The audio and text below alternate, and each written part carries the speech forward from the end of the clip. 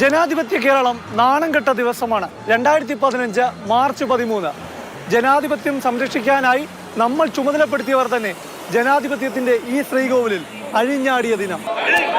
കേരള നിയമസഭയിൽ ക്യാമറ കണ്ണുകൾക്ക് മുന്നിൽ നടന്ന അതിക്രമം.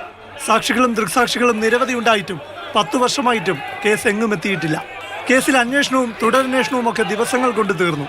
എന്നാൽ കോടതി നടപടിയിലേക്ക് എത്തിയതോടെ കേസ് ഇഴയാൻ തുടങ്ങി. 2015 മാർച്ച് 13 നിയമസഭയിൽ നടന്ന ഈ അതിക്രമത്തിൽ പ്രതികൾ 6 പേരാണ്. ആദ്യം 15 പേരുടെ പ്രതിപട്ടിക ഉണ്ടായിരുന്നെങ്കിലും പിന്നീട് പ്രതികൾ 6 ചുരുങ്ങി.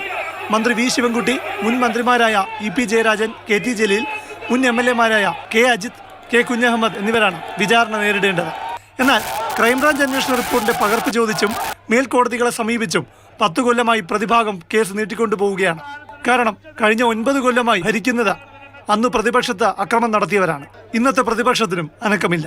എല്ലാത്തിനും തെളിവുണ്ടായിട്ടും പ്രതികൾ സാമാജികരായതുകൊണ്ട് മാത്രം കേസ് മുന്നോട്ട് പോകാതിരിക്കാൻ സർക്കാർ സകല അടവും പയറ്റുകയാണ്.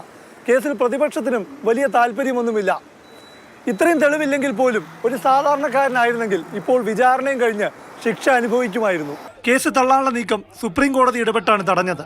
നിയമസഭയിൽ അക്രമം നടത്തിയവരെല്ലാം വിചാരണ നേരിടണമെന്ന് സുപ്രീം കോടതി വരെ പറഞ്ഞിട്ടും കാര്യമുണ്ടായില്ല. തിരുവനന്തപുരം ചീഫ് ജുഡീഷ്യൽ മജിസ്ട്രേറ്റ് കോടതിയിൽ കയ്യാങ്കളി കേസ് അങ്ങനെ തന്നെ ഇരിക്കുന്നു. ഈ 10 കൊല്ലത്തിനിടെ മുന്നണി രാഷ്ട്രീയത്തിലും മാറ്റമുണ്ടായി. അന്ന് അഴിമതിക്കാരനെന്ന ആരോപണം നേരിട്ട KM മാണിയുടെ പാർട്ടി ഇപ്പോൾ LDF-ലെ മുഖ്യകക്ഷി.